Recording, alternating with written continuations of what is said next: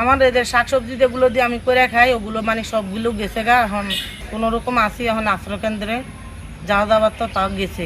আমাদের বাড়িঘর তো দুর্ভোগ, আমাদের বাজার এলাকার যেগুলো আছে সবারই দুর্ভোগ, সবারই পানি বন্দি। এই আশ্রয় কেন্দ্রে আশ্রয় নিছি আজকে 5-5 দিন ধরে, এবং আমরা অতি কষ্ট চাল ডাল কিছু বাঁচাতে পারি না, কোনো রকম ছেলে ফেলে নিয়ে এখানে আশ্রয় কেন্দ্রে আসি।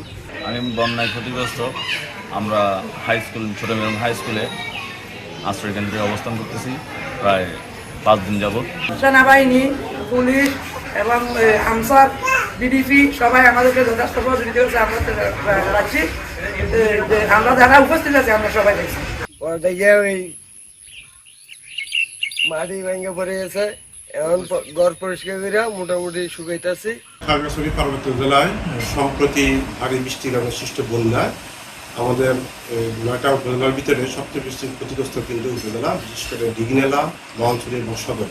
এখানে এই সদরের পানিগুলি দ্রুত নেমে যায়, মহানছড়ি এবং দিঘিনালাতে পানি নামতে দীর্ঘ সময় লাগে, যার কারণে আমাদের কিছু আমলের বীজতলা, মাঠে বিদ্যমান কিছু আউশ ধান এবং গ্রীষ্মকালীন সবজি, কিছু ফলের বাগান, বিশেষ করে পেঁপে বাগান নিম্নদিকে ছিল। এখান থেকে আমরা পানি নেমে যাওয়ার পরে আমাদের যে চূড়ান্ত হিসাব আমরা করেছি আজকে, এখানে দেখা যাচ্ছে 313 হেক্টর জমি এই আমাদের ক্ষতিগ্রস্ত হয়েছে, যার আর্থিক মূল্য প্রায় এখানে 11 কোটি টাকার মতো।